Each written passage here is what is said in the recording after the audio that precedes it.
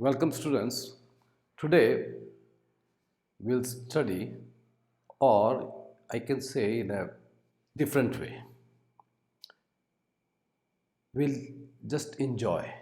Let us see what these participles are. The other day I told you about participle, that it functions as a verb as well as an adjective. So we can call it a verbal adjective. Now just see. Suppose I say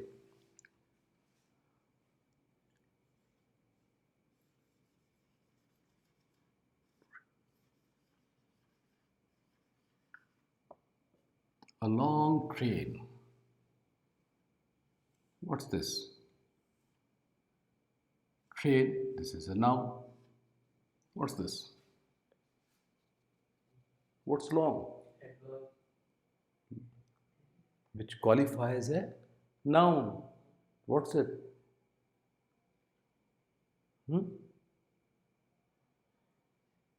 Anything that qualifies a noun is an adjective.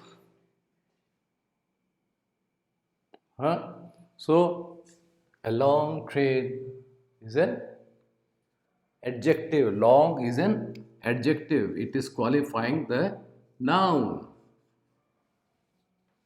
Got it? Now suppose in this place I write a or any article, the, so, or a. Now this is a name of a film, Bollywood film.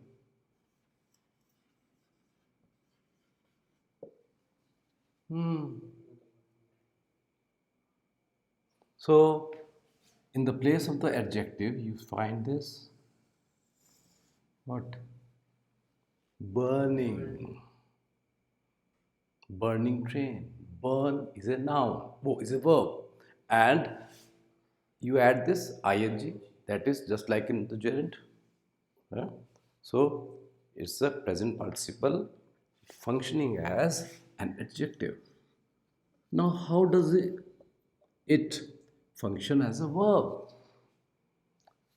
We know that a verb is governed by an object, or it governs an object and it takes an object. Now burning participle is also governed by an object.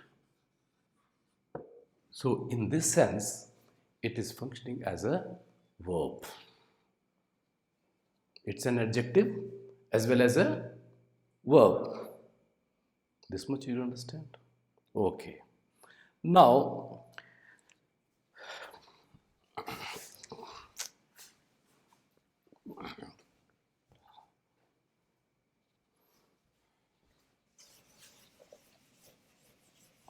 we have present participle. Now the present participle, it is formed by verb first form plus ing, just like the gerund, but it doesn't function like gerund. It functions like an adjective and verb, and you can very well differentiate when we are over with all these participles, gerund and infinitive. Then I'll have a class in which I'll explain you the differences. Now see, that means when we say that, like for instance this sentence, carrying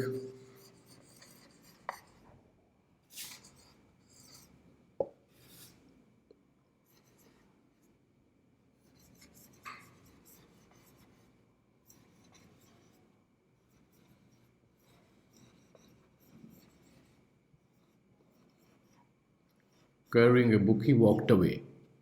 Carrying a book, he walked away. Now, this carrying is a present participle, and it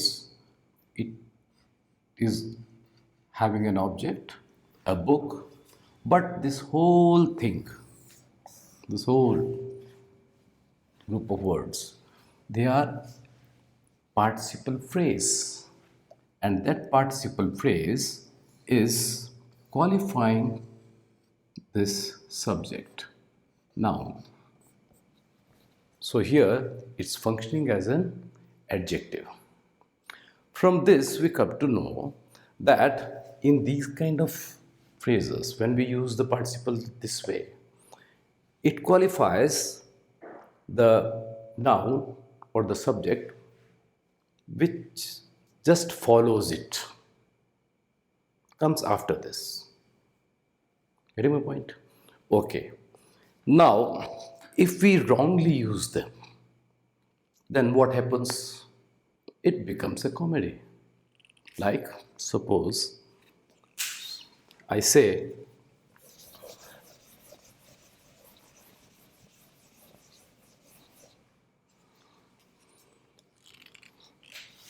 going to school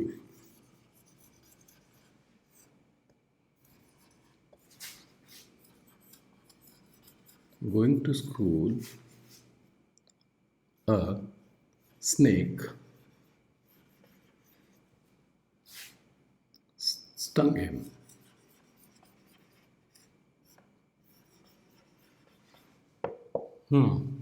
Is it correct? Yes. Is it correct? What does that mean?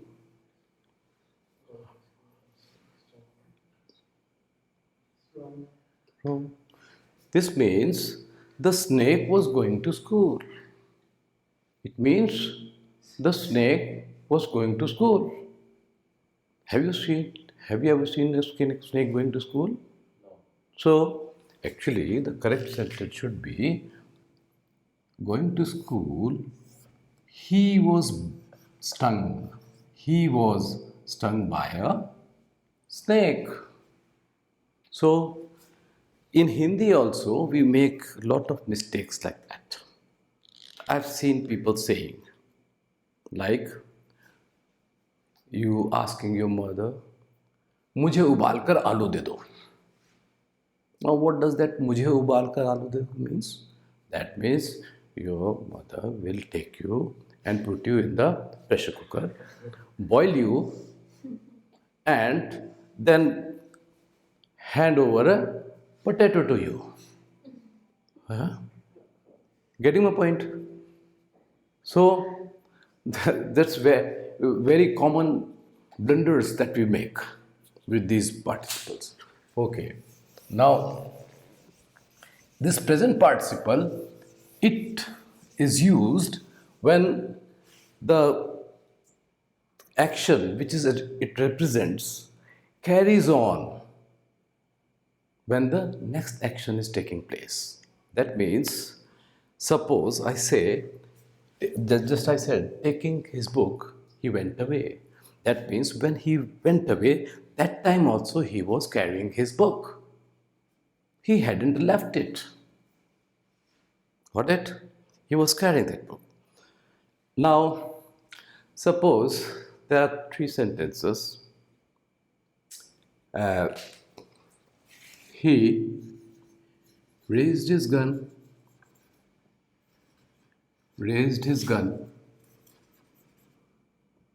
he took aim, he shot the tiger. Now, these are three sentences. Using a participle, we are trying to join it. Now, suppose I say, having risen his gun and having taken aim, he shot the tiger. Now, I'm using the perfect participle. This is perfect participle. If I do use the perfect participle this way, it means that I raised the gun, then left it. The action was complete perfectly. Now I'm no more holding the gun. Now the gun is kept over here. I am taking aim. Now I have taken aim and I have stopped taking aim also. And I shot the tiger. Is it possible? No. When I take the gun and I take aim, that means I have, when I'm aiming at the tiger, that time also I have raised the gun. The gun is raised. The action is carried on. It's gone on. And when I shoot the tiger, at that time also I am aiming at it. So the correct sentence should be raising his gun and taking aim, he shot the tiger. Raising his gun and taking aim, he shot the tiger. So you see, when you use the present participle, the action carries on. It is not complete. But when you use perfect participle, then the action is complete sometime in the past. And when you use past participle, like here,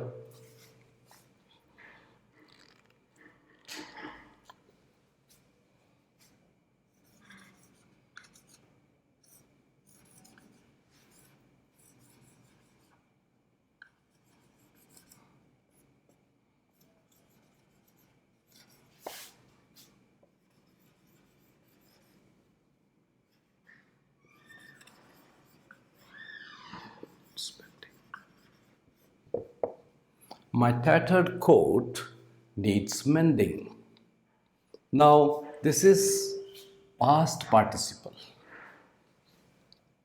It represents completed action. So here you see the action of the coat being tattered is complete. Now, need not to do anything with the coat when you take it for mending. That is why a past participle is used here. Suppose I have a sentence that he wrote a letter. He wrote a letter.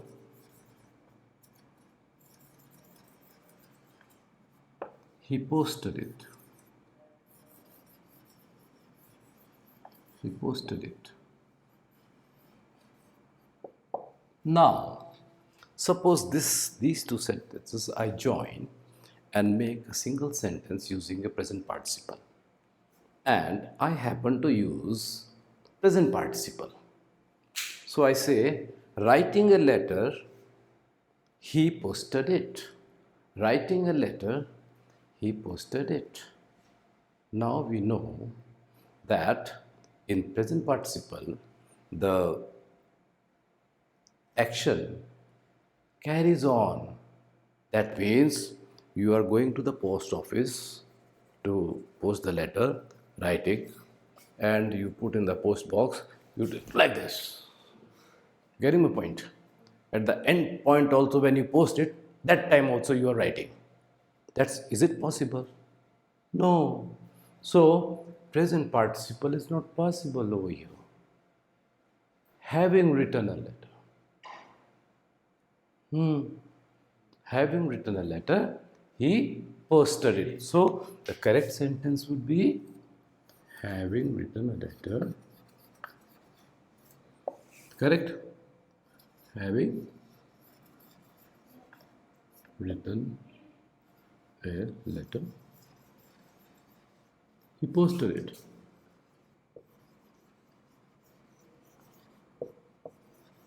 Got it?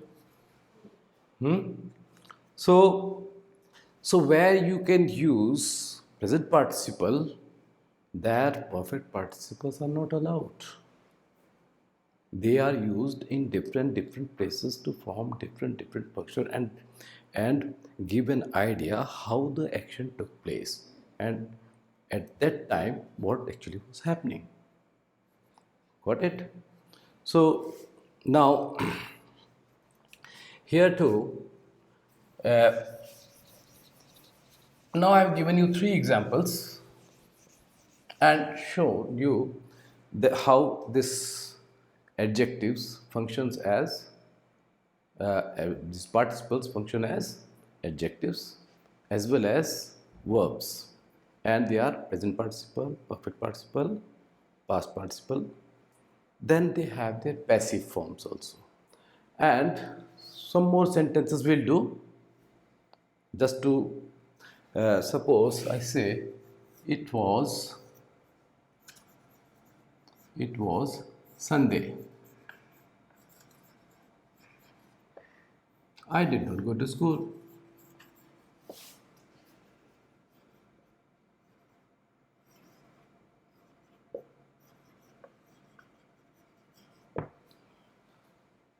You'll find many people saying,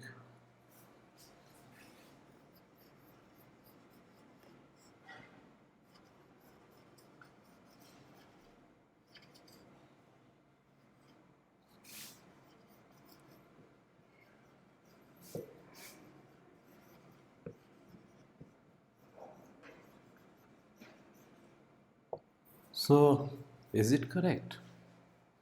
Is it correct? Being Sunday, I did not go to school.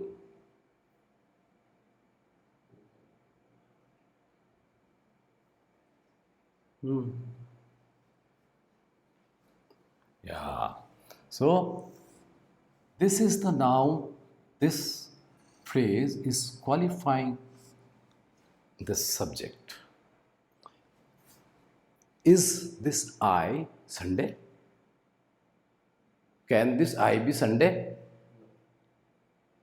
So that's the problem. So it should have a separate subject over here. It being Sunday. It being Sunday. I did not go to school. Then the sentence is correct. And now here being Sunday, now this is qualifying this. In such cases, you have to use it like that. It being Sunday, I did not go to school. If you say like this, that means I am Sunday. Huh? That's not possible. So,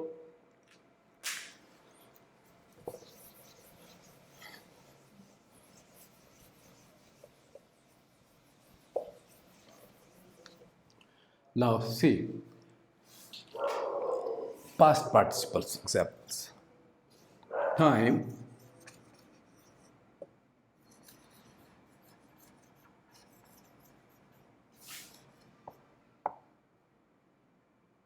is time lost. Time misspent is time lost. Now, this is past participle and this is time lost. Here we come to know that this past participle or any participle can precede a noun which it qualifies. And sometimes it is followed by a noun and sometimes nouns follow it, object follow it, and sometimes subject. So it can come at any place, in the beginning also, in the end also, after the noun also.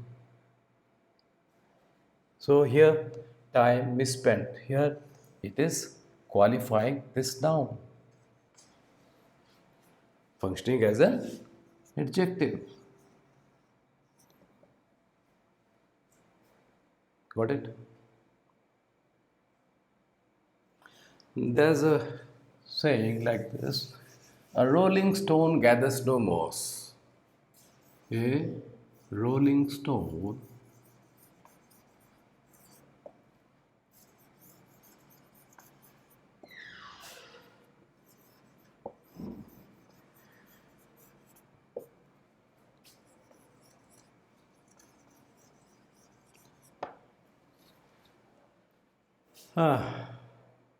here, see, just like that burning train, a rolling stone. So functioning as an adjective, qualifying the noun stone. This whole is a noun phrase, or you can say subject of the verb gathers. Subject of the verb gathers.